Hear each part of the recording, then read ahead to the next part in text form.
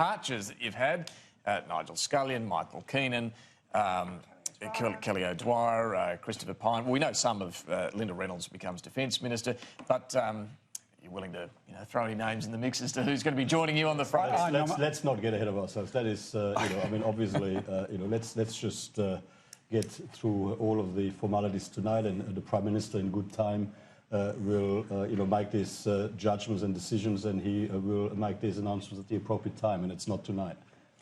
But for you, I mean, let me just ask you, you must be, relieved. Are you looking forward to another 3 years in the ministry? Well, look, I mean, that is entirely a matter for the Prime Minister, but I am relieved. I'm relieved for the Australian people, because I genuinely believe that Bill Shorten's agenda would have made our economy weaker, would have made our country weaker, and was based on an approach that would have turned Australian against Australian. I'm relieved for the Australian people that we continue to have the opportunity to encourage and incentivise aspiration, to ensure that Australians today and into the future have the best possible opportunity to get ahead.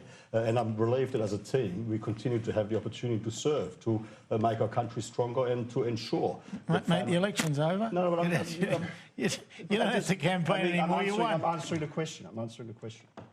No, fair enough.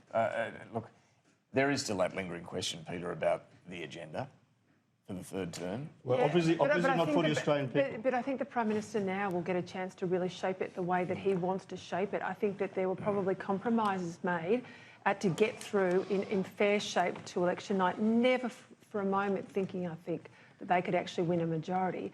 I think some cancers, quite frankly, have been cut out of the Liberal Party, and he will have a much more open hand, I suppose, than my former boss did with some of the people that have departed. So good on Scott Morrison, good on the Liberals. I hope they have a common sense agenda. They don't need to set the world on fire. People want government out of their lives. David Spears, they want to be able to plan with confidence. They want to be able to get ahead and keep whatever it is in their pocket when they do get ahead. And also, I have to say, I tell you what, every lobbyist in the country will be scrambling tonight, because no one predicted this result. I think a lot of them stopped ringing the coalition. They had been courting the Labor people. They'll be hitting the phones, won't they, Richard Miles? They will be hitting the phones. Oh, I'm sure that's right. Some of the lobby groups, though, I'm thinking in the property sector in particular, will be celebrating this result, and they've done their bit to help through this campaign on the negative gearing policies from Labor. Richo, for Labor, you can't just drop policies you've taken to 2 elections easily. I mean, I know they may want to walk away from some of this stuff, but it's going to hang around their neck for a while. That's why, if Labor's smart, they will drop them quickly. Because if you don't, and they hang around like a bad smell in a lift, you are in all sorts of trouble. And you can't get ahead. So my earnest hope is that Labor ditches the silly ones right now.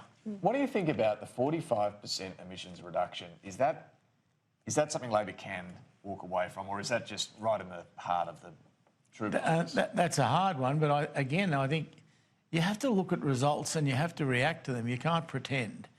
And if 45 is too high, then lower it. And I think that's certainly what I'd do if I was Labor leader. I would look at these results and say, it is not sustainable for us to keep going with something that the people are rejecting.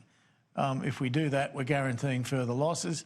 I'm going to cut our losses, and this is what we'll set. My new number is X. That's what I'd do.